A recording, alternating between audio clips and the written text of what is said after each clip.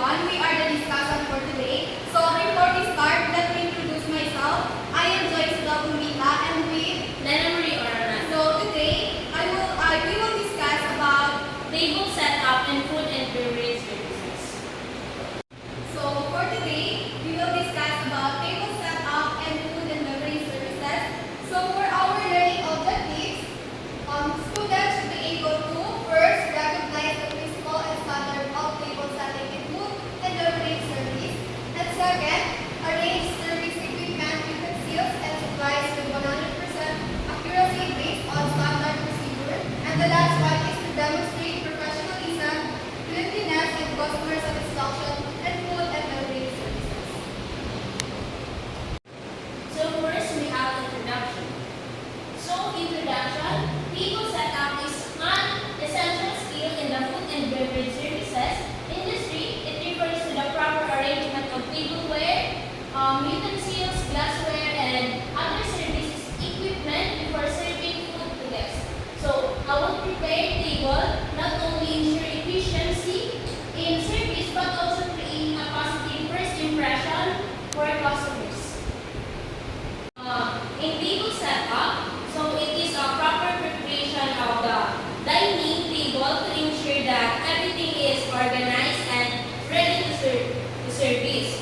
So this includes placing plates, spoons, and fork, knives, and glasses in their correct position. So a well-prepared table is not just about appearance. So it also helps improve efficiency in service when everything is properly arranged and served can work faster and more smoothly. So at the same time, table setup creates a positive first impression. When customers see a clean and organized table, they feel more comfortable and confident about the quality of service they will receive. So next, we come now to formal dinner plate set. So as you can see, this is the formal dinner plate setting. So from left to right, so the first is salad fork, fish fork, dinner fork, and table napkin. And butter knife, bread plate, and dessert spoon, and dessert fork. And right? So in the right to left, we have a Salad knife. Go. Go. So from right to left, we have please start salad plate, soup bowl, and service plate. So 13 is salad knife, meat knife, fish knife, soup spoon, teaspoon, seafood fork. So in 19, water goblet, champagne. So in number 19, water goblet, 20 is champagne flute, red wine glass, white wine glass, and sherry glass.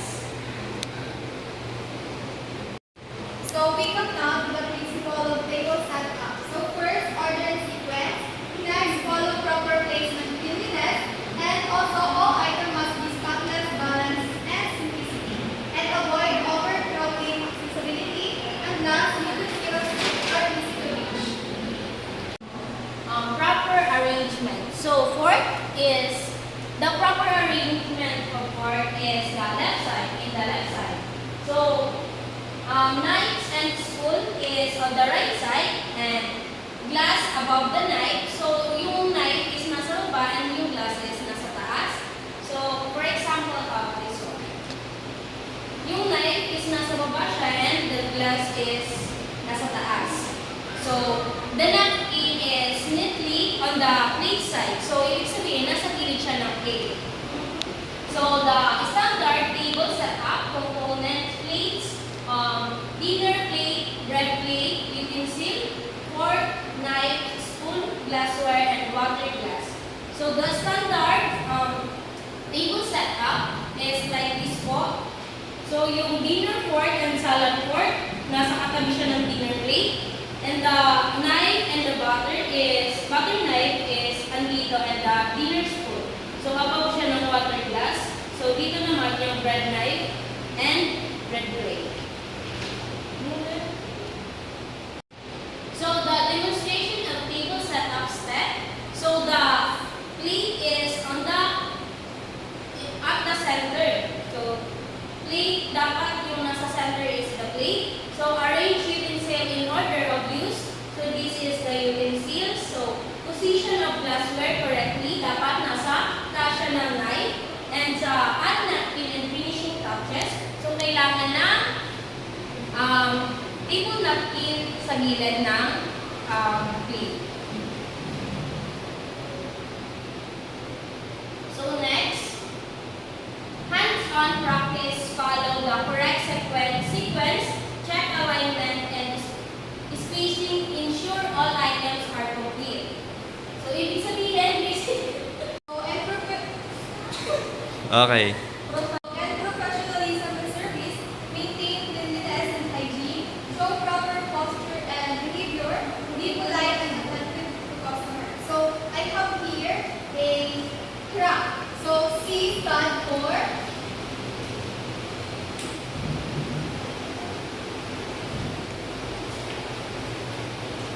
cleanliness and hygiene.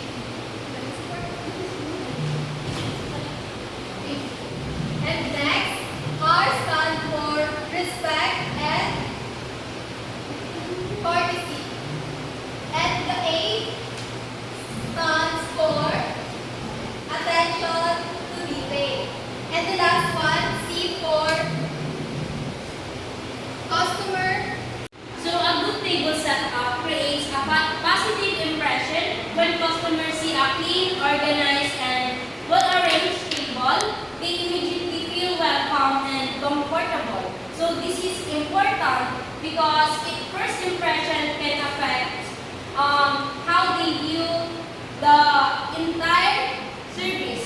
Ah. So second, it helps improve the dining experience.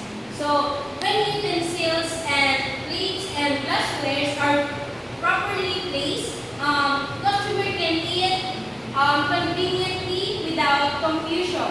So this makes their appearance smoother and more enjoyable.